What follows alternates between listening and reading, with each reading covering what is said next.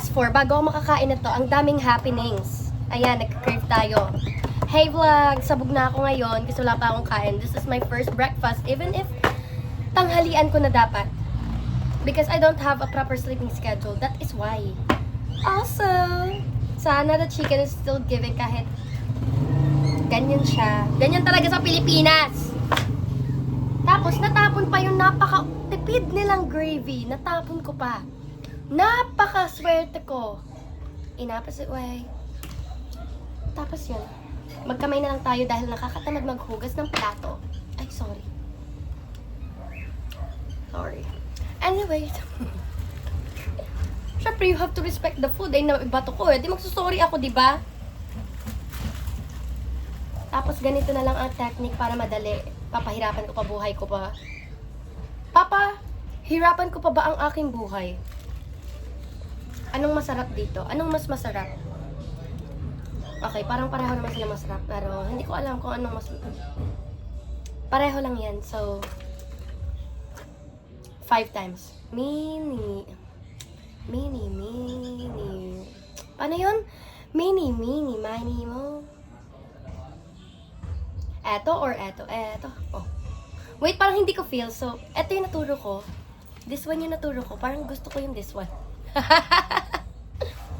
But anyways, ayun, kayat na siya parang ganito yung ginagawa sa mukbang vid. Tapos kakagatin mo siya.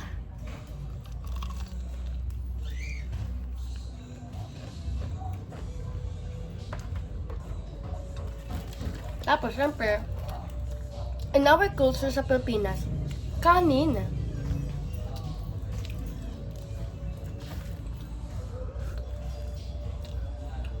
Ganyan ang masarap na technique. Tapos meron pa tayong appetizer. Nakakatakam talaga yung mukbang nila. Pero dito sa Pilipinas kasi, it's not giving. I'm not bashing but only telling the feedback, the facts. Na hindi ganun ka-crunchy tulad sa ibang bansa.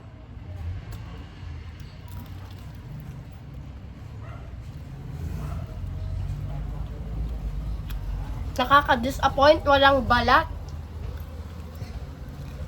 Meron naman. Kaso nakadikit sa skin. So it's not giving.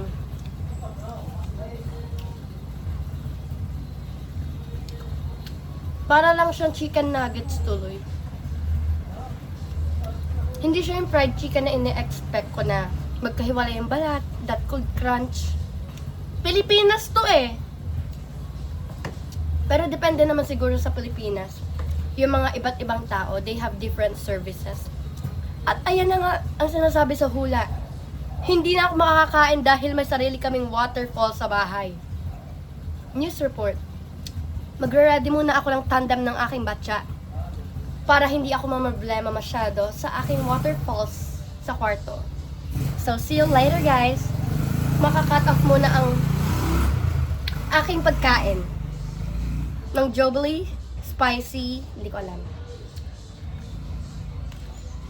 The chicken is not giving talaga. Parang tinarantado.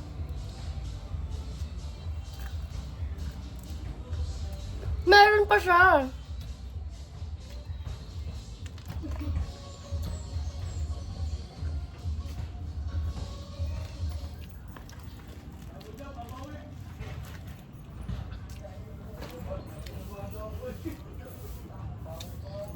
Cut na muna guys. Bye!